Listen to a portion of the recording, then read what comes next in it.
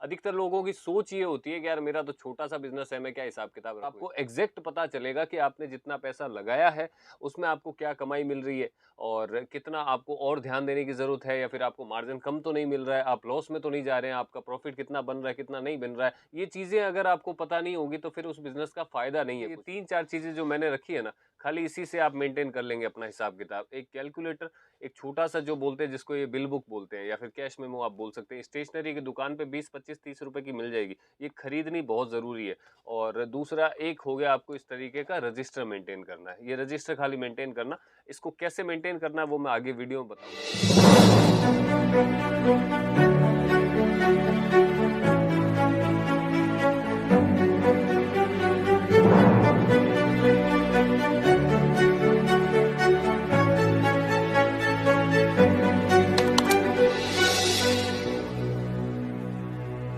नमस्ते व्यूवर्स, मैं सुमित भाई एमबी क्रिएशन सूरत से। उम्मीद करता हूँ आप सब ठीक होंगे। आज खास वीडियो होने वाला है हिसाब किताब के ऊपर। जैसे नया अपन बिजनेस स्टार्ट करते हैं, छोटा मोटा बिजनेस स्टार्ट करते हैं, लेकिन हिसाब किताब प्रॉपर कोई भी इंसान रखता नहीं है। अधिकतर लोगों की सोच ये होती है कि यार मेरा तो छोटा सा बिजनेस है, मैं क्या हिसाब किताब रखूँ इसका। अब लाख 50,000 रुपये क्या हिसाब किताब रखूँ।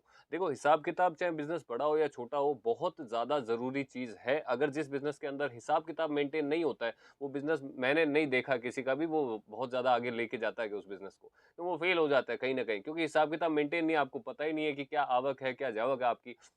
आपका इन्वेस्टमेंट क्या है, आपका खर्चे क्या हैं, आपकी कमाई कितनी है, ये सारे मेंटेन नहीं रख रहे हो, तो फिर सीधी बात है कि वो बिज़नेस कहाँ तक आपका साथ देगा यार। ये बहुत छोटी चीज़ है, ज़रूरी चीज़ है। आपके बिज़नेस के अंदर डिसिप्लिन भी इसी चीज़ से आएगा अगर आप हिसाब-किताब अपना मेंटेन रखोगे तो। और आपको एग्ज़ैक्ट पता चलेगा कि आपने जितना पैसा लगाया है, उसमें आपको क्या कमाई मिल रही है और कितना आपको और ध्यान देने की ज़रूरत है या फिर आपको मार्जिन कम तो नहीं मिल रहा है, आप लॉस में तो नहीं जा रहे हैं, आपका प्रॉफ़िट कितना बन रहा है, कितना नहीं बन रहा है। ये चीज़ें अगर आपको पता नहीं होगी तो फिर उस बिज़नेस का फ़ायदा नहीं है कुछ भी। अगर आप कर रहे हो और ये चीज़ें ही पता नहीं है आपको, तो कोई मतलब नहीं है उस बिज़नेस का। एक छोटा, देखिए, ऐसे तो हिसाब-किताब होते हैं, एक अलग लेवल के होते हैं, जिनका बिज़नेस बड़ा होता है, बड़े लेवल पे चल रहा है, वो एक अकाउंटेंसी चलती रहती है, वो एक अलग चीज़ हो गया।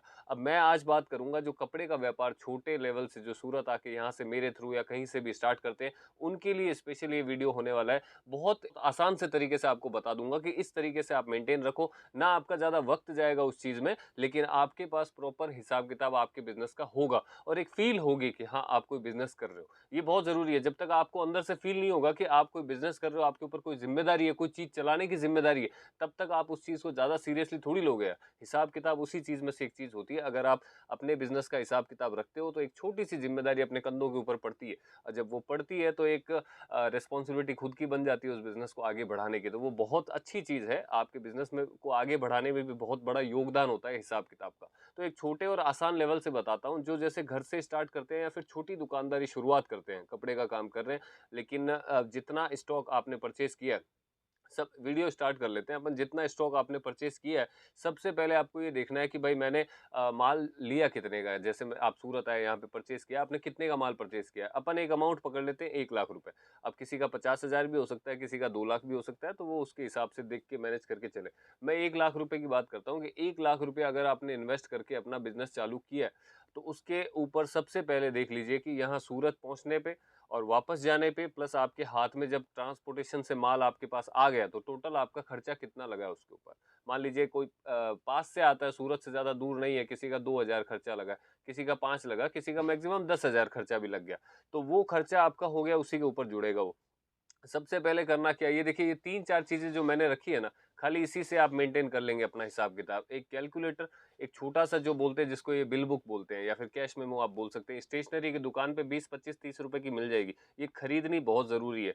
और दूसरा एक हो गया आपको इस तरीके का रजिस्टर मेंटेन करना है। ये रजिस्टर खाली मेंटेन करना, इसको कैसे मेंटेन करना है वो मैं आगे वीडियो में बताऊँगा, कॉलम बना के आपको बता दूँगा। बहुत ईज़ी है, आप वीडियो को देखना, आपके लिए बहुत आसान हो जाएगा। तो सबसे पहले आपको क्या करना है कि वो स्टॉक आपने लिया और खर्चा आपका देख लिया। सपोज़ कीजिए आपका 5,000 रुपए खर्चा लगा और 1 लाख का स्टॉक लिया।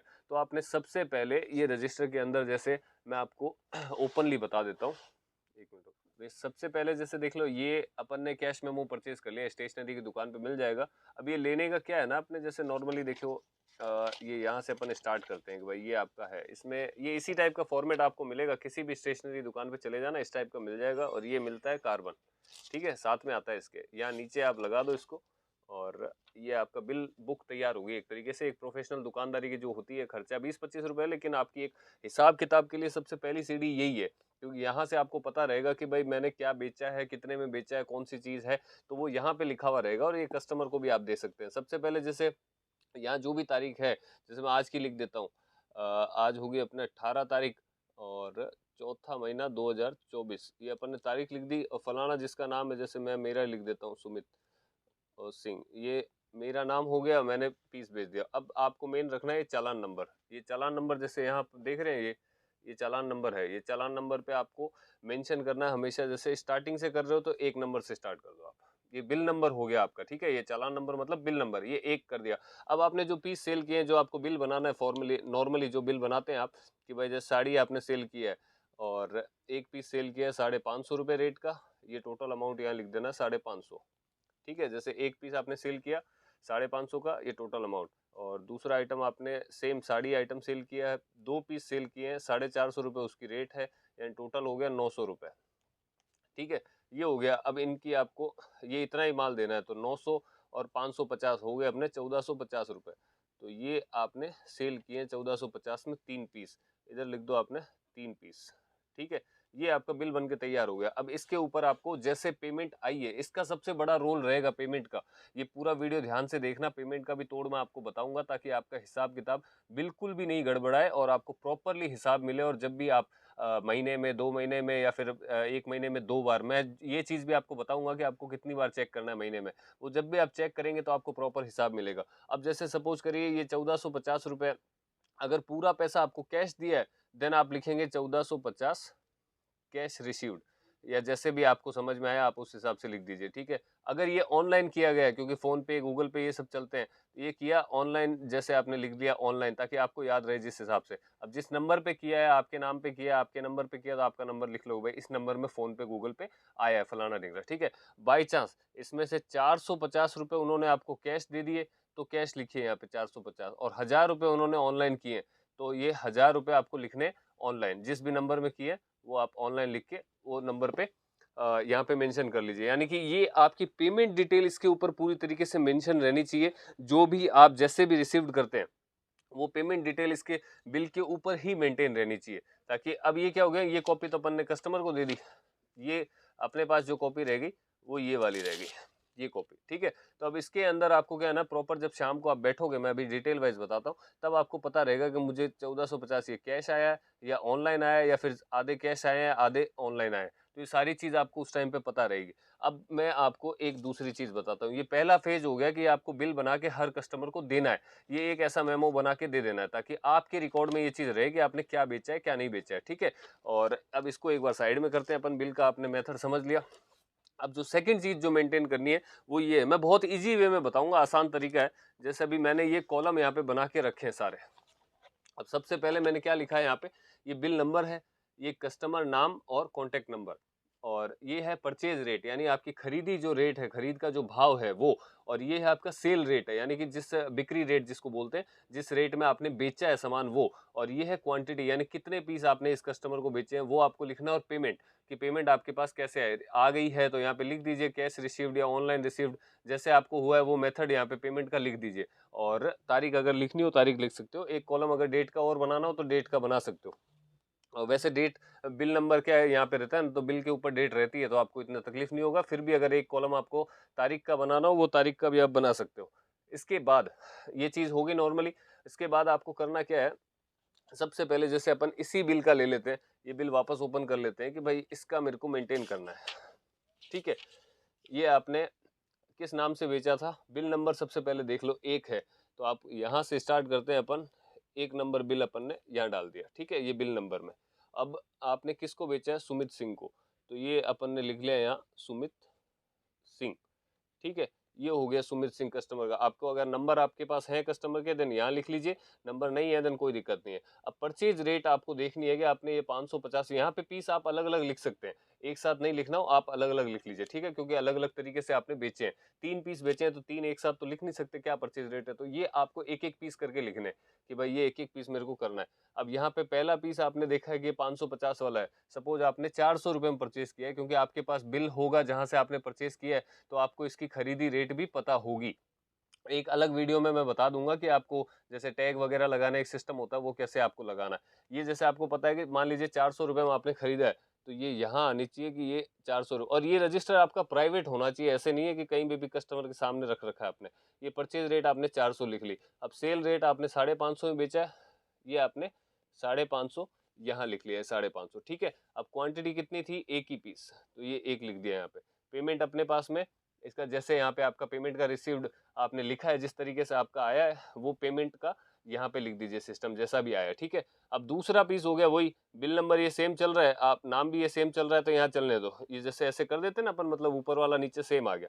अब ये 450 के 2 पीस हैं, ये सपोज के लिए आपके पास में 325 रुपये का आया मान लो, तो 325 रुपये लिखा, बेचा कितने अब आपने 450 में, पीस कितना गया, एक और है 325 का ही, ये लिखा, ये लिखा 450 में बेचा एक पीस, और ये पेमेंट आपने यहाँ लिख दी जैसे आपको चाहिए, ठीक है। ये आपने मेंटेन कर लिया कि भाई ये नाम से बिल बना, एक नंबर बिल है, तो यहाँ पे भी एक नंबर बिल लिख सकते हैं, यहाँ भी एक लिख सकते हैं। अब ये कि ये मैंने एक नंबर बिल के अंदर ये पीस बेचे हैं, 3 पीस बेचे हैं, एक दो टोटल 3 क्वांटिटी, यानी 400 रुपये का एक पीस था और 325 के 2 पीस थे, और ये मेरी बिक्री रेट थी, और ये पीस बेचे और इस तरीके से मुझे पेमेंट आई। तो लास्ट में क्या है ना, जब आप सप्ताह का या फिर दिन का हिसाब भी करेंगे, अगर आपके पास ज़्यादा बिल बन रहे हैं, एक दिन में ज़्यादा कस्टमर आ रहे हैं, तो पर डे यहाँ पे हिसाब कर लो। अदरवाइज घर से छोटा बिजनेस कर रहे हो, सप्ताह में एक बार हिसाब कर लो कि मैंने कितनी रेट का परचेज किया, कितनी रेट में मैंने सेल किया, मेरा प्रॉफिट क्या रहता है इसमें। फिर आपके जोड़ो खर्चे, कि आपके मतलब अगर कोई दुकानदारी है तो सीधी बात है कि दुकान के ऊपर आपका खर्चा लगता है, रेंट भी होता है और भी होता है, वो मैटर करता है। जैसे सबसे पहले यहाँ ऊपर अपन लिखते हैं ना कि 1 लाख रुपए का आपने परचेज किया था और 5,000 रुपये आपका ऊपर खर्चा हुआ सूरत आना जाना, तो ये यहाँ पे लिख दिया आपने 1,05,000 रुपये, ये आपका टोटल इन्वेस्टमेंट हो गया, टोटल इन्वेस्टमेंट। ये और तारीख यहाँ पे लिख दी जिस दिन भी आपने परचेज किया है, ठीक है। ये आपका इन्वेस्टमेंट आपको याद रहेगा कि भाई इतना पैसा मैंने डाला था। अब यहाँ पे आपने मेंटेन करते करते सपोज करो जो 15 दिन के अंदर, मैं जैसे अब नॉर्मली बोलता हूँ आपको कि 15 दिन के अंदर एक बार जरूर चेक करें कि आपने टोटल कितने पीस सेल करे, कितना पैसा आपके पास आया है। सपोज करो ऐसे करते करते 15 दिन में आपने नॉर्मली जैसे देख लीजिए कि 1 लाख रुपए का अगर माल आपने परचेज किया है और 15 दिन में आपने कम से कम उसमें 25,000 का माल सेल आउट कर दिया, तो वो हिसाब तो आपने 25,000 का एक एक पीस करके यहाँ पे लिखा हुआ है, सारा वो आपके पास मेंटेन है। पीस देख लीजिए कि कितने पीस मेरे पास में आए थे और अब कितने पीस मैंने सेल कर दिए और पीछे कितने पीस बचे हैं, वो स्टॉक एक बार 15 दिन में जरूर काउंट कर लीजिए वापस कि ये मेरे पास बचा और ये निकल गया। अब उन पीस का सबसे जरूरी चीज है कि उन पीस का जो आपने सेल किया है उसका पैसा आपने पेमेंट मेथड में यहाँ पे लिखा हुआ है, अब वो पैसा कहाँ पे है, वो चीज आपको देखनी बहुत जरूरी है। कि सबसे पहले देखना है कि कैश कितना आया था, वो कैश कहाँ पे है आपका। वो या तो एक अलग कैश बॉक्स आपका मेंटेन रखो या फिर जहाँ पे भी आपको रखना हो वो उसको खर्च नहीं करना है जब तक अपना प्रॉपर हिसाब किताब मिला मिला नहीं लेते हैं। अगर खर्चा आपने किया है देन आपको वही चीज है कि उसमें से कुछ खर्चा ले रहे हैं ना, तो एक छोटा सा पेज जैसे साइड में पीछे आपने लिख लिया खर्चे का, वो अगर उसमें से कुछ भी पैसा दे रहे हैं आप वहां पे मेंटेन रखो, वहां पे लिखो। आपने जैसे समझ लीजिए कि ये कॉपी मंगाई है, इसी का पकड़ लो, ये कॉपी मंगाई 30 रुपए लग गए, रजिस्टर मंगाया 50 रुपए का ये आ गया, पेन मंगाया, कैलसी मंगाई 200 रुपए का खर्चा हो गया। वो खर्चा तो जेब से देना नहीं है, इसी में से है, तो वो आप खर्चा लिखिए यहाँ पे कि भाई 200 रुपए का मैंने स्टेशनरी सामान मंगाया फलानी तारीख को। तो वो खर्चा एक 15 दिन का लगातार मेंटेन करते रहो और 15 दिन का इधर ये पूरा मेंटेन करते रहो पेज, जैसा मैंने बताया डिटेल वाइज आपको वो करते रहो। अब लास्ट में आप देख लो जितना मेरे पास पैसा आया है कस्टमर का, कुछ बाकी है तो फिर वो बाकी में रहने दो। जितना मेरे पास आया है, जितना मैंने सेल किया है, उसमें से ये मैंने 1,000-1,500 रुपये खर्च कर दिए, तो वो खर्चा भी लिखा होना चाहिए। बाकी का जो पैसा है वो अगर कैश आया तो उतना कैश आपके पास होना चाहिए। अगर वो फोन पे गूगल पे आया तो प्रॉपर वो एक अकाउंट के अंदर जिसमें आपको पता रहे कि भाई ये इतना पैसा मेरी दुकान का, मेरे बिजनेस का इस अकाउंट में आया है। तो उसको इस्तेमाल नहीं करना है। वो आपके माइंड में रहना चाहिए कि भाई इतना पैसा उस अकाउंट में देखो कि हाँ भाई ये मेरी पेमेंट है, आई हुई है और ये हिसाब इस दुकान का है, मेरे व्यापार का है, ये घर का हिसाब नहीं है। उसको अलग रखना। अब वो 15 दिन के अंदर जितना भी आपने सेल किया है, आपने अमाउंट मिला लिया कि भाई हाँ, ये अमाउंट मेरे पास पड़ा है, इतने का मैंने सेल किया था और इतना स्टॉक मेरे पास पड़ा है, तो आपको प्रॉफिट भी दिखने लगेगा कि मैंने कितना प्रॉफिट कमाया इसमें। एग्जैक्टली सामने आ जाएगा ना, क्योंकि अगर 25,000 का बेचा है, मान लो वो 17-18,000 का माल ही तो हुआ जो परचेज रेट में, बाकी और जो बेचा है आपने वो 24-25,000 का हो गया। तो वो 7-8 हजार रुपये आपको दिखने लगेगा कि यार हाँ, ये मैंने कमाई करी है। उससे आपका डिसिप्लिन बढ़ेगा, आपका उत्साह बढ़ेगा कि हाँ, मैंने ये कमाया है। और एक मोटिवेशन अजीब सा मिलेगा कि यार नहीं यार, इस बार कम सेल हुई है, मुझे और ज्यादा करनी है, मुझे और तरीके से करना है। तो ये हिसाब किताब आपको वो मोटिवेशन देता है प्रॉपर, जिससे आपको पता चलेगा कि मेरी कितनी ग्रोथ हुई है, कितनी नहीं हुई है। तो वो आप चीज़ मेंटेन रखेंगे। अब ये सारा करने के बाद में जो आपका अमाउंट आपके पास बचा है 15 दिन की सेल का, उसका आप देखोगे आपने आइटम क्या सेल किया है, क्या बेचा है, कौन-सी रेटें इसमें देखोगे कि यार ये रेट मेरे पास ज़्यादा बिकी है, ये खत्म हो गया, स्टॉक कम हो गया, स्टॉक चेक करोगे ना, तब आपको पता चल जाएगा कि इसमें से खत्म क्या हुआ है। तो वो आइटम वापस रीऑर्डर कीजिए, जहाँ से आपको समझ में आता है जो आइटम आपको चाहिए वो वापस परचेज़ कीजिए और अपने स्टॉक को फुल फिल अप कीजिए। नया स्टॉक आता है उस डेट में वापस वो स्टॉक और पुराना स्टॉक कितना आपके पास पड़ा है, जैसे 1 लाख का अपने पास स्टॉक था, 25 का अपन ने सेल कर दिया। तो आप देख लो कि 25 का सेल किया मतलब वो प्रॉफ़िट के साथ था। मान लीजिए 17-18 हज़ार का आपका परचेज़ था उसका। तो वो 17-18 हज़ार उसमें से एग्ज़ैक्टली माइनस कर लो स्टॉक का, मतलब आप उसका निकाल लो वैल्यू की, मतलब ये मेरे पास बचा हुआ है ये कितने का है? मेरी परचेज़ से के हिसाब से कितने का है? उसमें वो नया जो मँगाया वो जोड़ दीजिए और उस डेट में वो लिख लीजिए कि भाई आज ये आया, पुराना ये था, टोटल मेरे पास अब ये स्टॉक है, और वापस वो गणित स्टार्ट कर दीजिए, ये वाली, जो मैंने बताई थी रजिस्टर में आपको। तो ये एक छोटा-सा मेथड है। इसको वीडियो को अगर समझ नहीं आए तो ध्यान से 2 बार देख लेना, लेकिन ये चीज़ मेंटेन कर लो। एक ये बिल बुक और एक ये जो हिसाब-किताब मैंने आपको बताया। ये प्रॉपर मेंटेन हो जाएगा ना, आपको कोई तकलीफ नहीं आएगी, प्लस आप ईज़िली अपना मेंटेन कर पाएँगे और एक अच्छा-सा मोटिवेशन आपको मिल जाएगा कि व्यापार ऐसे किया जाता है। ये मैंने कुछ ज़्यादा रामायण वाली चीज़ें नहीं बताई है, क्योंकि वो एक अलग लेवल की अकाउंटेंसी होती है और वो अभी आपको करनी भी नहीं है और अभी आपको उसमें पढ़ना भी नहीं है। आप जो घर से छोटे लेवल पे बिज़नेस कर रहे हो वो इसी हिसाब से मेंटेन रखो। मैं मेन चीज़ एक ही आपको ध्यान रखना है, आपने इन्वेस्ट कितना किया, आपने बेचा कितना, आपने कमाया कितना, अब आपके पास क्या पड़ा है। बस, ये इतना सा चीज़ आप ध्यान रखोगे, सारी चीज़ें मेंटेन हो जाएगी उसी में, और यही चीज़ मैंने आपको बताई है। स्पेशल कुछ नहीं है, एक सिंपल मेथड बताया, बस ये मेंटेन रखो, आपको प्रॉपर तरीके से आपकी खुद की नॉलेज में रहेगी सारी चीज़ें। और जब ये चीज़ करोगे ना, तो एक सीधी सिंपल बात है कि भाई खुद आप रहोगे यार इस चीज़ में कि यार मेरे आपके हाथ से लिखा हुआ है, आपको पता है दोबारा कहीं परचेज़ करोगे, आपको पता है मैंने कौन सी रेट ज़्यादा बेची है, कौन से में कितना मार्जिन मुझे मिल रहा है, और लोग किस रेटों का आइटम ज़्यादा पसंद कर रहे हैं। तो आप जब सेकंड टाइम परचेज़ करोगे तो आपका माइंड उस टाइम पे एक्टिव रहेगा, क्योंकि ये सारी लिखा-पढ़ी आपने अपने हाथ से करी है।